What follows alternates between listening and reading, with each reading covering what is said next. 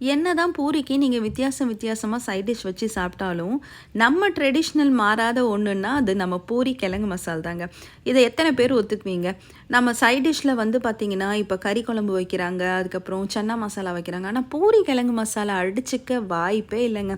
அதுலயும் இந்த மாரி ஒரு சைட் டிஷ் வச்சு, அதாவது இந்த மாரி ஒரு கிழங்கு மசாலா வச்சு குடுத்து பாருங்க. கண்டிப்பா நல்லா சாப்பிடுவாங்க உங்க வீட்ல.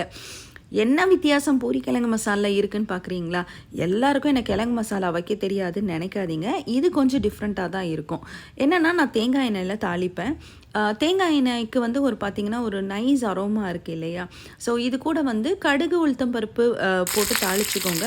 கடலை பருப்பு வந்து மஸ்ட்டு கண்டிப்பா போடுவோம். ஆனா, எங்க வீட்ல உள்ளவங்க யாரும் சாப்பிட மாட்டாங்க.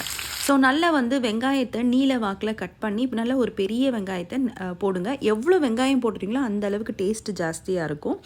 அண்ட் பச்சை மிளகாய் வந்து பார்த்தீங்கன்னா, ஒரு 2 பச்சை மிளகாய் எடுத்திருக்கேன். ஏன்னா, நம்ம வேற எதுவும் காரத்துக்கு ஆட் பண்ண போறதில்ல இல்லையா? அதனால நல்ல 2 பச்சை மிளகாய் எடுத்திருக்கேன். வித்தியாசமா என்னன்னு பார்த்தீங்கன்னா, இந்த கொடை மிளகா தாங்க. அதாவது பெல் பெப்பர். இது வந்து நீங்க என்ன கலர் வேணா தட்ஸ் யுவர் ஆப்ஷன். நான் பச்சை மிளகா கிரீன்ல போட்டதுனால, கிரீன்ல வந்து எடுக்கல. நான் ரெட்ல எடுத்திருக்கேன். கொஞ்சம் கலர்ஃபுல்லா இருக்கும் இல்லையா? இது வந்து அதிக ஃபைபரும் இருக்கு. அட் த சேம் டைம் ரொம்ப ஒரு நல்ல ஃப்ளேவர் குடுக்குங்க. ட்ரை பண்ணி பாருங்க ஒரு தடவ. ஸோ இது கூடவே வந்து பார்த்தீங்கன்னா, ஒரே ஒரு ஸ்பூன் வந்து ஜிஞ்சர் கார்லிக் பேஸ்ட் போட்டிருக்கேன். அவ்வளவே தாங்க. இதுக்கப்புறம் நல்ல ஃபைனா மசிச்சு வச்சிருக்கேங்க. அதாவது ஒண்ணும் பாதியுமாலாம் இல்ல. நல்ல ஃபைனா மசிச்சு வச்சு கிழங்க வந்து 1 கப் போட்டிருக்கேன். 1 ஸ்பூன் வந்து சீரக பொடி அண்ட் சோம்பு பொடி, 1 ஸ்பூன் வந்து மஞ்சத்தூள். அவ்வளோதாங்க. வேறு எந்த மசாலாஸும் இதில் வேண்டாம். உப்பு மட்டும் ஆட் பண்ணிவிட்டு தண்ணியே ஊற்றாதீங்க. இந்த மாதிரி கெட்டியாக இருந்தால் தான் இந்த மசாலா ரொம்ப நல்லாயிருக்கும். தண்ணி ஊற்றணும் அப்படின்னா, இப்போ நமக்கு மிச்சம் ஆயிருச்சுன்னா, இதை நம்ம வேறு எதுக்கும் யூஸ் பண்ண முடியாது இல்லையா? இதை சமோசாவுக்கு ஸ்டஃப் பண்ணலாம். அதுக்கப்புறம் நம்ம சப்பாத்திக்கு நடுவில் ஸ்டஃப் பண்ணலாம்.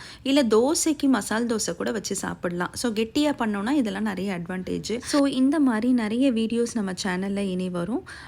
உங்களோட ஆதரவு ரொம்ப முக்கியம். ஸோ ஆயிஷா சொல்லுங்கம்மா சப்ஸ்கிரைப் பண்ணுங்கள். பிடிச்சா கமெண்ட் பண்ணுங்கள். செஞ்சு பார்த்துட்டு கமெண்ட் பண்ணுங்கள்.